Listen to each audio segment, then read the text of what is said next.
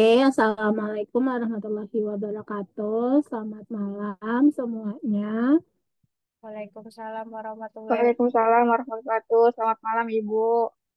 Kalau ada balasan berarti suara Ibu aman. Untuk PPT-nya gimana teman-teman? Sudah Sudah terlihat. terlihat, Ibu. Oke. Sebelum kita mulai, eh, mungkin teman-teman yang masih belum gabung, tolong diingatkan ya, kita sudah mulai. Kemudian Ibu mau mengucapkan terima kasih dulu teman-teman bisa dan mau meluangkan waktu karena mohon maaf lagi minggu depan, sorry, besok itu Ibu ada kegiatan PKN juga, jadi Ibu izin untuk pertemuan besok kita by Zoom dulu. Nanti insya Allah pekan depannya hari Rabu, berarti tanggal 12 ya. Itu tolong teman-teman bawa ini ya, bawa laptop karena nanti kita mau praktek praktek dari apa yang kita pelajarin hari ini. Nah, yang kita pelajarin hari ini, Ibu kasih teorinya dulu, prakteknya minggu depan. Terakhir, kita udah belajar uji normalitas sebagai prasyarat utama sebelum teman-teman milih uji statistika. Nah, teman-teman udah tahu tuh cara untuk uji normalitas ada beberapa cara. Tapi yang Ibu sarankan kan menggunakan kok jadi Ibu jadi lupa ya.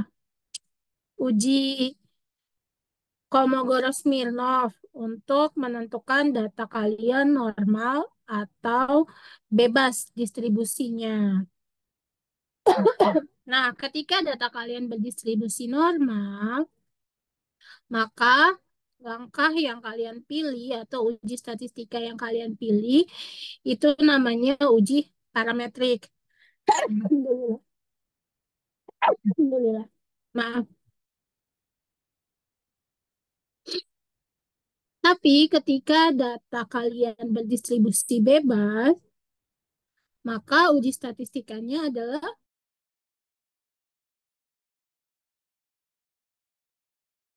jika data kalian berdistribusi bebas, maka uji statistikanya adalah uji non-parametrik.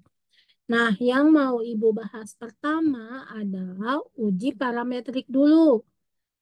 Kita bahas selesai, baru kita mulai ke uji non-parametrik.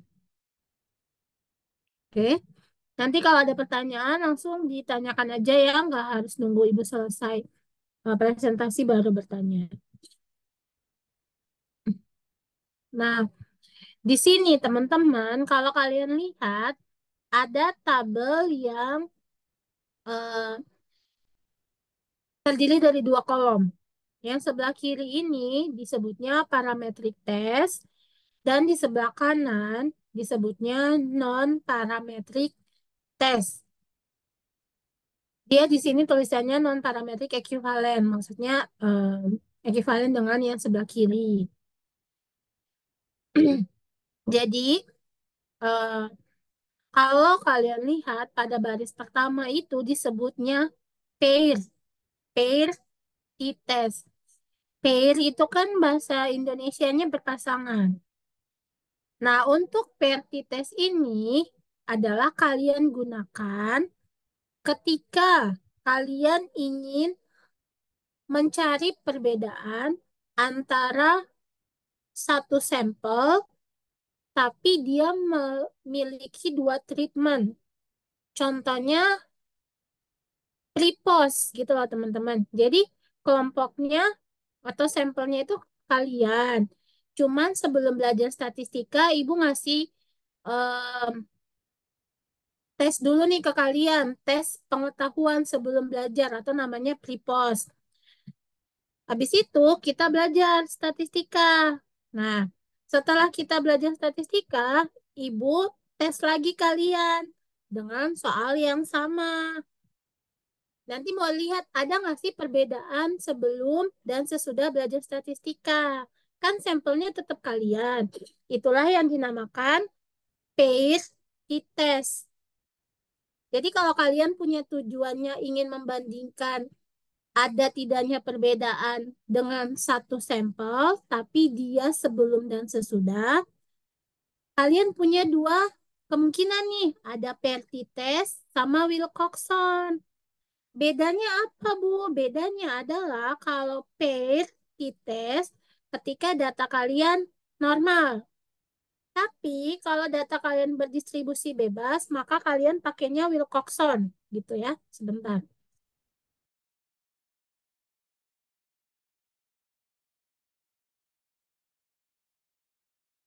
Maaf Ibu lanjutkan. Oke, jadi kalian itu kalau nanti kalian skripsi, kemudian data kalian itu distribusinya bukan bebas, sorry, bukan normal, tapi distribusinya bebas, kalian nggak usah dimanipulasi datanya. Nggak usah diubah-ubah sehingga dia jadi normal distribusinya. Enggak. Karena kalian lihat nih, kolom kiri dan kolom kanan itu sama aja. Yang berbeda hanya data kalian normal atau tidak. Jadi kalau kalian tujuannya untuk membandingkan satu sampel yang sama, tapi ada treatment, sehingga ada pre sama post, kalian datanya nggak normal. Ya kalian nggak usah pakai Perti test, kalian hanya perlu ganti Wilcoxon.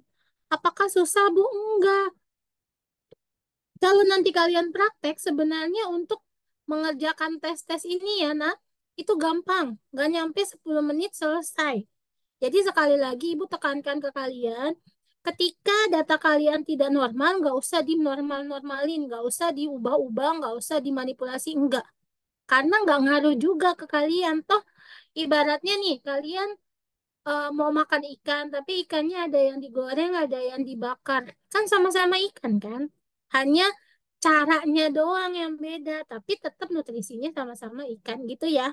Jadi dari sekarang tekankan di pikiran kalian kalau datanya beda, datanya nggak normal. Tapi Bu, teman saya datanya normal. Kok data saya nggak normal? Ya kan teman kamu datanya berbeda, kamu datanya berbeda. Jadi nggak usah peduli dengan hasilnya dia, kamu fokus sama hasil kamu. Oke? Itu ketika kalian mau melakukan uji pada satu sampel, tapi ada treatment di antara kedua uji tersebut. Bagaimana ketika kalian mau mencari perbedaan, tapi perbedaannya itu dengan dua sampel yang berbeda? Contoh, kalian kan kelas pagi, terus ada kelas sore.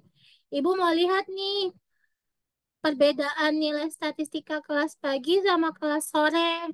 Nah, karena sampelnya berbeda, itu ibu pakai yang baris kedua, unpaired. Unpaired. Kalau pair itu artinya berpasangan, berarti un itu kan bahasa Indonesianya tidak ya, atau non. Berarti unpaired itu adalah tes tidak berpasangan. Itu kalau data kamu normal. Kalau data kamu tidak normal atau bebas, kamu pakainya Man Whitney ya. Jadi sekali lagi dia sama-sama tujuan tapi toolsnya yang berbeda karena kondisi data kalian berbeda. Ada yang bebas, ada yang normal.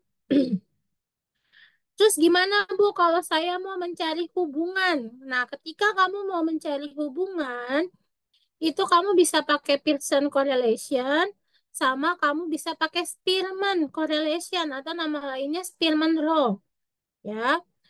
Jadi dua-dua ini sama.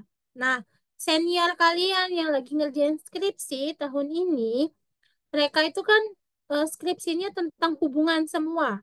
Karena hubungan berarti mereka pakai yang baris ketiga ini, nak. Antara Pearson atau Spearman. Bedanya apa? Bedanya adalah ketika teman-teman yang lagi skripsi datanya berdistribusi bebas, maka dia pakainya Spearman. Sedangkan kalau dia datanya berdistribusi normal, dia harus pakai Pearson. Kenapa teman-teman yang tahun ini skripsi mereka pakai Spearman, kalau kalian lihat, itu karena datanya kategorik. sebelumnya minggu lalu kan kita udah belajar ya, kalau datanya kategorik itu pasti dia distribusinya bebas. Kalau distribusi bebas, pasti dia non-parametrik. Sehingga teman-teman yang lagi skripsi sekarang semuanya pakai Spearman. Karena datanya kategorik. Tapi boleh nggak sih, Bu, kalau misalnya saya itu nggak mau pakai kategorik datanya, saya mau pakai angka aja. Boleh. Misal nih, kalau teman-teman yang lagi skripsi sekarang, kalau kalian tanya-tanya, itu mereka misal mereka mau mencari hubungan antara pengetahuan dengan kepatuhan. Hubungan pengetahuan dan kepatuhan. Pengetahuannya itu mereka kan kategorikan baik, cukup, kurang. Kepatuhannya patuh, tidak patuh. Nah, kalau kamu pengennya itu pakai angka, berarti pengetahuannya jangan kamu kategorikan cukup kurang, tapi kamu pakai skor. Misalnya, skornya 75 dari 100 atau 83 dari 100 seperti itu. Nah, ketika data kamu berbentuk angka, nah berarti kamu harus uji normalitas dulu. Karena ada kemungkinan dia normal dan ada kemungkinan dia bebas distribusinya. Ya, gitu ya. Dan ujian terakhir itu kalau kalian mau uji ANOVA, one way ANOVA. Ketika data kalian berdistribusi bebas, maka kalian nggak pakai ANOVA, tapi kalian pakainya Kruskal-Wallis. Nah, yang teman-teman yang lagi nge-lab itu bukan biasanya. Mereka itu pakainya yang pada baris keempat ANOVA, tapi kalau yang dia distribusinya tidak normal, maka dia pakainya Kruskal-Wallis. Nah, untuk hari ini teman-teman, Ibu mau membahas yang kalian eh, ingin mencari perbedaan antara satu sampel yang sama, tapi dia mengalami sebuah perlakuan, yaitu perlakuan sebelum dan sesudah. Tapi yang Ibu bahas adalah yang bagian parametriknya dulu. Oke, karena saat ini kita fokus ke yang parametrik dulu, baru nanti di pertemuan berikut-berikutnya kita bahas yang non-parametrik ya. Karena dia adalah pertites, maka sebelum ke sana, Ibu jelaskan dulu apa itu eh, uji T.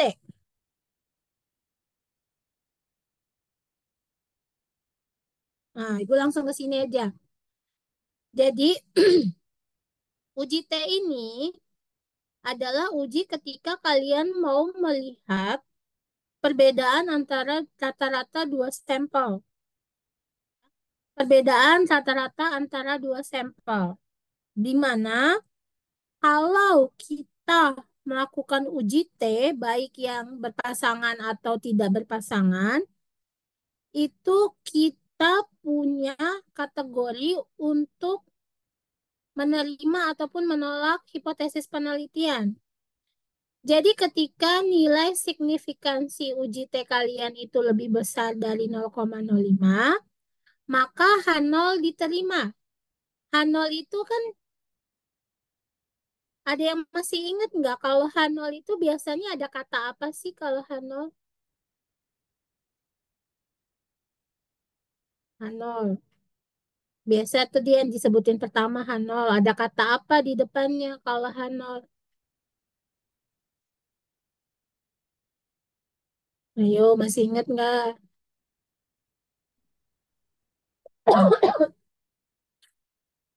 H0. Ada kata apa di depan? Biasanya yang mau kita tolak itu H0 apa H1?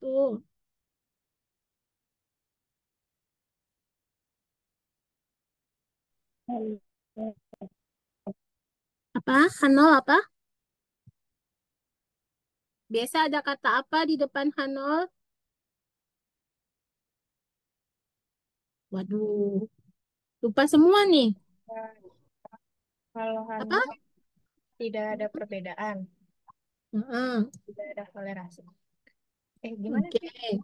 Iya, iya. Jadi, Biasanya kalau H0 itu berarti ada kata tidak. Nah, tidaknya itu tergantung kalian menguji apa. Kalau menguji hubungan berarti tidak ada hubungan. Menguji perbedaan berarti tidak ada perbedaan dan sebagainya, gitu ya.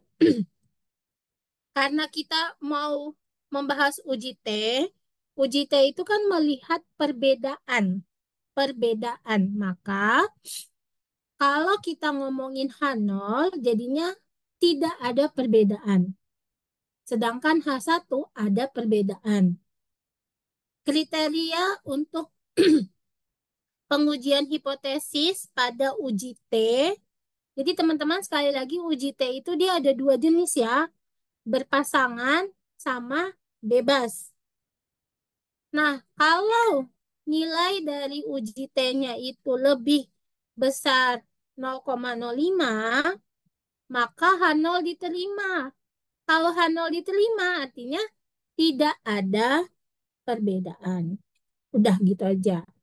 Sedangkan kalau uji T-nya lebih kecil dari 0,05, H0 ditolak. Kalau H0 ditolak berarti yang diterima H1. H1 itu apa? Ada perbedaan. Gitu ya teman-teman ya. Ini syarat untuk kalian melakukan uji T. Baik yang berpasangan ataupun yang bebas. Uji T sebenarnya dia itu bisa dibagi menjadi dua teman-teman. Dia uji untuk satu sampel ataupun untuk dua sampel. Nah, untuk dua sampel sendiri ada yang bebas, ada yang berpasangan. Bedanya apa sih Bu yang bebas sama yang berpasangan? Nah, kalau yang bebas, kalau yang bebas atau yang tidak berpasangan, itu dia biasanya berasal dari dua data yang berbeda. Contoh, data kelas pagi sama data kelas malam. Berarti itu kan dua data yang berbeda. Sedangkan kalau sampel berpasangan, itu biasanya pada satu data, tapi, sorry, bukan satu data. Pada satu objek, tapi objek ini dia diambil datanya sebelum dan sesudah, di mana antara sebelum dan sesudah itu di tengah-tengahnya ada treatment.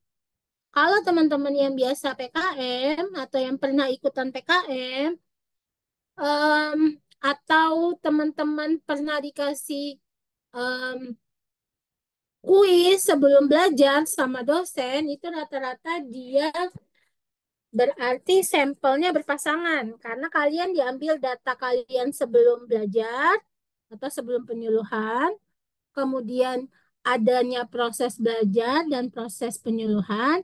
Setelah itu kalian diambil lagi datanya. Itu yang dinamakan sampel berpasangan. Oke.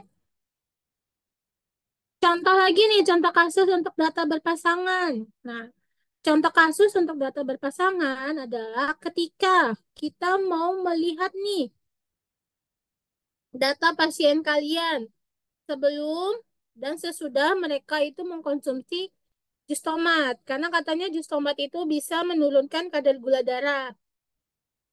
Jadi kalian mau lihat, emang ada nggak sih perbedaan dia sebelum dan dia sesudah mengkonsumsi jus tomat? Atau kalian mau melihat nih, eh, ada nggak sih perbedaan pengetahuan dari responden kalian terkait penyakit TB sebelum dan sesudah adanya penyuluhan atau sosialisasi terkait TB. Itu untuk data berpasangan. Kalau untuk data tidak berpasangan, ingat data tidak berpasangan berarti sampelnya beda. Nah, contohnya ketika kalian mau melihat penjualan vitamin C untuk daerah Jakarta dan luar Jakarta. Jakarta kan berarti data tersendiri, luar Jakarta misalnya Depok lah. Itu beda lagi, berarti kan dia dari dua data yang berbeda. Atau kalian mau melihat perbedaan rata-rata untuk kepatuhan pasien TB baru sama pasien TB pindahan. Karena pasien TB baru sama pasien TB pindahan itu adalah kelompok orang yang sangat berbeda, bukan sama. Sehingga disebutnya data tidak berpasangan. Gitu ya. Kira-kira ada yang mau ditanyakan dulu nggak sebelum Ibu lanjut?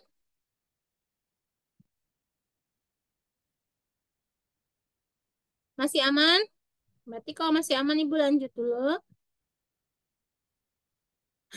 Nah, sekarang yang mau Ibu bahas adalah pair t-test.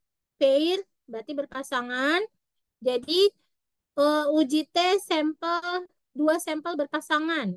Uji T. Di mana uji T ini adalah untuk melihat perbedaan rata-rata. Karena dia pair t-test, berarti dia datanya itu harus berdistribusi normal. Dan dia berasal dari satu sampel, tapi ada perlakuan. Perlakuan sebelum dan sesudah. Contoh nih, contoh kasusnya, kalian mau melihat efek dari ekstrak tomat terhadap 20 responden kalian. Di mana responden kalian ini adalah ceritanya tikus. Jadi tikus ini dikasih ekstrak tomat jumlah 20 tikus, kemudian dilihat ketika dia sebelum dikasih jus tomat itu gula darahnya berapa, dan setelah dia dikasih jus tomat gula darahnya berapa. Berarti kan sampelnya tetap si tikus-tikus itu, tapi ada perlakuan sebelum dan sesudah. Dalam rangka apa? Dalam rangka mengukur kadar gula darahnya. Sampai di sini bisa kebayang prosesnya? Bisa, Bu. Oke. Nah, Ibu nggak akan ngasih proses di SPSS-nya belum. Ibu di sini hanya ngasih tahu teorinya dulu. Nanti kita praktek barengan bersama minggu depan. Sebelum kalian menguji statistika, berarti kan kalian harus buat rumusan masalah. Karena di bab 1 itu harus kalian tuliskan rumusan masalahnya apa. Yang menjadi rumusan masalah kan tadi uji T. Uji T itu berarti uji perbedaan. Artinya, kalian mau melihat apakah ada perbedaan dari kadar gula darah tikus sebelum dan sesudah diberikan ekstrak tomat. Ini harus kalian tuliskan di bab 1. Kemudian, untuk mengetahui jawaban kalian itu ada atau tidak perbedaan, maka kalian harus buat hipotesis penelitian. Hipotesis penelitian kan terdiri dari dua ya, H0 sama H1. H0 itu biasanya ada kata tidak. Oke. H1 biasanya ada kata ada. Tinggal kalian sesuaikan. Karena tujuan kalian melihat perbedaan, maka H0-nya tidak ada perbedaan, H1-nya ada perbedaan. Sampai sini paham? Masih aman ya? Insya Allah aman, Ibu. Oke. Terus, Ibu punya data. Data ceritanya kadar gula darah si tikus. Pre. Pre itu kan sebelum. Sebelum dikasih ekstrak tomat, tikus pertama kadar gula darahnya 120. Tikus pertama setelah dikasih jus tomat turun menjadi 110.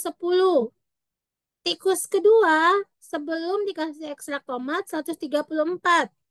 Setelah dikasih ekstrak tomat 119. Ini data sampai ada 20 data sebelum dan sesudah pemberian ekstrak tomat. Oke. Data ini kita pindahkan ke SPSS, kemudian kita olah. Nah, olahnya kita praktekkan bersama-sama minggu depan. Ibu langsung tunjukkan aja nih hasil output dari si SPSS. Teman-teman, di sini hasilnya nggak cuma satu ya, tapi ada 3 kolom yang masing-masing kolom itu dia punya arti sendiri. Dan tiga-tiganya bisa kalian gunakan untuk pembahasan di bab 4 skripsi kalian. Jadi dipakai semua. Bisa. Sama halnya ketika kalau kalian ingat uji reliabilitas, kita kan punya 2 kotak, 2 kolom, atau 2 tabel. Nah, dua-duanya itu kalian lampirkan di skripsi kalian. Ini pun sama. tiga-tiganya kalian lampirkan di skripsi kalian dan kalian bahas tiga-tiganya. Oke? Kita mulai dari tabel yang pertama. Sorry, kolom, bukan, tabel bener. Tabel yang pertama. Kalau teman-teman lihat di tabel yang pertama, itu kan ada tulisannya mean. And standard deviation, standard error, mean. Kalian ada yang tahu nggak arti-arti dari kata-kata ini? Sebelum Ibu jelaskan. Apa ada yang tahu nggak mean itu apa? N itu apa misalnya? Mean itu rata-ratanya.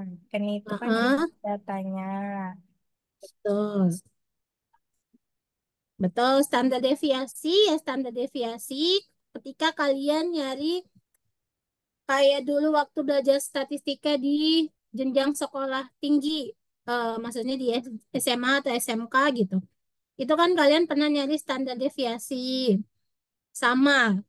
Jadi untuk tabel yang pertama, dia itu masih menjelaskan data deskriptif, data univariat. Jadi dia memberitahu kalau rata-rata kadar gula darah si responden itu sebelum diberikan ekstrak tomat senilai 128,15 rata-rata.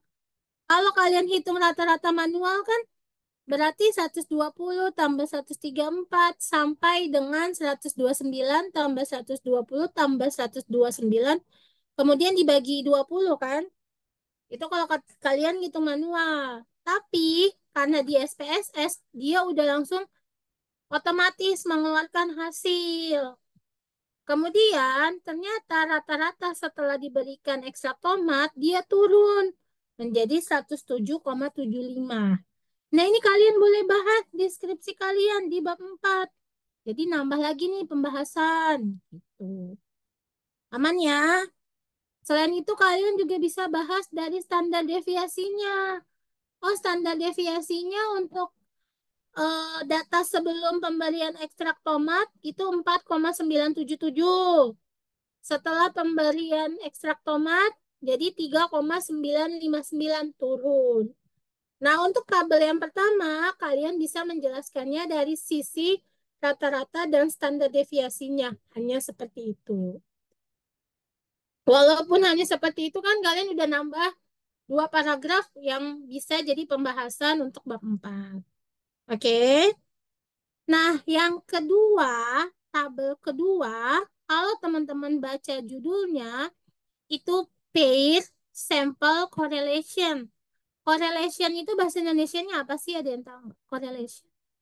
Korelasi atau hubungan ya. Betul. Artinya, untuk tabel kedua, dia belum menjawab hipotesis penelitian kita. Karena kan di hipotesis penelitian kita, kita mau melihat ada tidaknya perbedaan. Perbedaan loh, bukan hubungan. Maka untuk tabel yang kedua, dia itu kalau kalian lihat di kolom yang pertama N 20 artinya sampel kalian 20. Correlation-nya 0,288. Nilai signifikannya 0,218. Di mana untuk nilai sig 0,218 ini dia hanya menjawab tidak ada hubungan yang signifikan untuk penurunan kadar gula darah sebelum dan sesudah pemberian ekstrak tomat. Dia hanya menjawab ada tidaknya hubungan. Sedangkan tujuan penelitian kita, tujuan hipotesis kita itu melihat ada tidaknya perbedaan. Maka untuk menjawab hipotesis tersebut, kita lihat dari tabel yang ketiga nih, teman-teman. Nah, di tabel ketiga, kita lihat di pojok kanan itu ada kolom seek to tail. Ya, ternyata nilai seek to tail ini katanya lebih kecil dari 0,001. Kalau 0,001 kita bandingkan sama yang ada di sini. Tadi mana ya?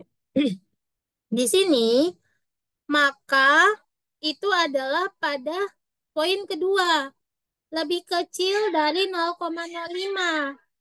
Artinya H0 ditolak. H0 ditolak. H0 itu kan ada kata tidak. Kata tidaknya ditolak berarti pakai kata ada. Maka hasilnya itu menunjukkan bahwa ada perbedaan yang signifikan terhadap kadar gula darah si tikus sebelum dan sesudah diberikan ekstrak tomat. Jadi itu yang tadi Ibu bilang, untuk uji statistikanya nggak sulit. Yang sulit itu, kalau kita boleh bilang sulit, itu proses kalian ngumpulin data. Teman-temannya lagi skripsi sekarang, mereka ngerjain uji statistikanya mah nggak nyampe 15 menit. Kenapa mereka lama? Lamanya adalah ketika mereka ngumpulin data. Data responden itu yang bikin lama. Karena ada kan yang ngerjainnya sambil dia PKL, ada yang sambil kemarin tuh apa ya? Ya kayaknya PKL, sorry. Sambil PKL sehingga mereka lama ngambil datanya. Tapi ketika mereka olah, nggak nyampe 1 hari, nak. Cepet. Dan dia nggak susah. Tahun ini tuh Bu Alifa bikin video untuk tutorial dalam pengolahan skripsi.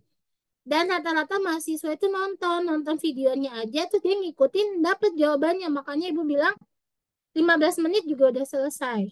Yang lama adalah proses. Maka tolong jadikan pembelajaran prosesnya jangan terlalu lama, teman-teman. Sehingga kalian pengolahan data untuk menulis skripsinya itu nggak lama. Ya, sampai di sini paham? Kita praktek minggu depan. Tapi, nah, kita itu nggak cuma bisa menjawab hipotesis kita menggunakan nilai seek to tail doang. Enggak. Kan kalau kalian lihat di sini ada kolom T. Karena kita kan uji T, maka kita itu bisa membandingkan nilai ini, nilai uji T ini dengan yang namanya T-tabel. Sama kalau kalian ingat pada saat uji validitas, R hitung sama R tabel. Nah, pada uji T ada juga T hitung dan T tabel. Pada hasil dari SPSS ini namanya T hitung. Nah, kalau ngomongin T hitung berarti kan kita perlu nyari T tabel nih. T tabelnya dari mana, Bu? T tabelnya bisa teman-teman lihat dari kalian searching aja di Google, bisa kok. T-test table atau tabel T-test. Nah, karena tadi sampel kalian itu 20, maka yang namanya DF itu kurangi 1. Jadi 20 kurangi 1, 19. Atau kalau kalian bingung, di sini kan di samping T itu ada kolom DF. Berarti kalian udah langsung ketahuan nih, DF-nya 19. Nah, 19 ini yang kalian lihat di tabel T-testnya nih, 19. Oke. Kan sepanjang ini semuanya bisa kepake ya. Tapi jangan lupa, tadi kan kalian taraf signifikansinya 0,95. Ya. Oh, sorry kok, 0,95. Taraf signifikansinya 5%. Berarti 5% itu 0,05. Kalian lihat yang two tails. Kenapa two tails, Bu? Seek to tail. Ini kan ada tulisannya seek to tail. Berarti lihatnya yang two tail. Cari 0,05 di mana? Di sini. Oke. Dia bertemu di 2,093. Karena T hitung kalian lebih besar daripada T tabel kalian 2,093, maka H0 ditolak. H0 ditolak artinya apa? Artinya ada perbedaan yang signifikan pada kadar gula darah tikus sebelum dan sesudah diberikan ekstraktoma. Begitu. Gimana anak-anak? Secara teori kalian bisa mengikuti atau tidak? Bisa Ibu. Bisa, Bu. Teorinya bisa ya. Oke. Berarti minggu depan kita praktek. Jadi nggak usah banyak-banyak dulu. Kalau satu aja tuh menurut Ibu tuh karena kalian belum nyampe pada proses ini tuh jadi rata-rata tuh lebih ke masih ngambang, masih ngawang. Ini lagi ngomongin apa. Tapi Ibu pengennya kalian paham dulu konsepnya, paham teori. Jadi sekali lagi nah, ketika kalian mau pilih uji statistika apa, langkah pertama yang harus kalian lakukan adalah kalian mau ngapain? Mau lihat korelasi kah? Mau lihat perbedaan tapi dari satu eh, populasi atau dua populasi atau mau mencari apa nih? Nah, setelah itu kalian tentukan data kalian normal atau bebas. Kalaupun dia bebas, nggak apa-apa, ada toolsnya. Kalau normal, nggak apa-apa juga ada toolsnya. Jadi data jangan dimacem-macemin, data jangan dimanipulasi. Udah, nggak usah banyak drama datanya di dipoci, datanya di manipulasi nggak usah. Udah cukup nggak usah. Apa adanya aja.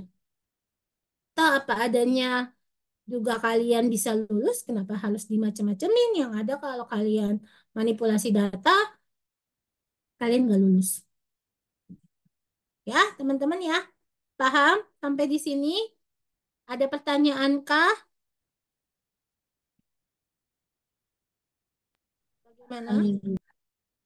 Paham? Belum ada pertanyaan? Belum sih, Bu. Oke, kalau belum, berarti Ibu minta maaf, Ibu nggak bisa absen karena absennya kan ketutup ya, baru buka pada hari H. Nanti Ibu minta bantuan Silvi aja untuk melaporkan ke Ibu siapa yang hadir hari ini, siapa yang nggak hadir. Tapi Ibu juga bisa lihat dari, bentar Ibu screenshot dulu. Dari screenshotannya juga udah kelihatan siapa yang hadir, siapa yang enggak. Tapi baru bisa Ibu absen besok. Ya, kira-kira tidak ada lagi yang perlu teman-teman tanyakan ke Ibu malam hari ini? Belum Bu. Nanti paling Belum. pas praktek langsung sih Bu. Iya, Bu. Paling pas prakteknya.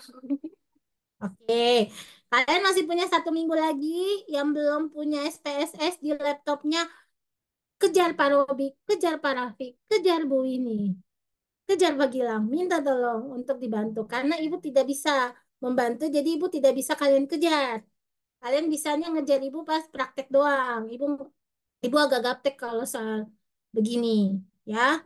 Jadi tolong teman-teman yang belum punya SPSS, saran Ibu, ayo kejar orang-orang tersebut minta bantuan biar segera ada SPSS.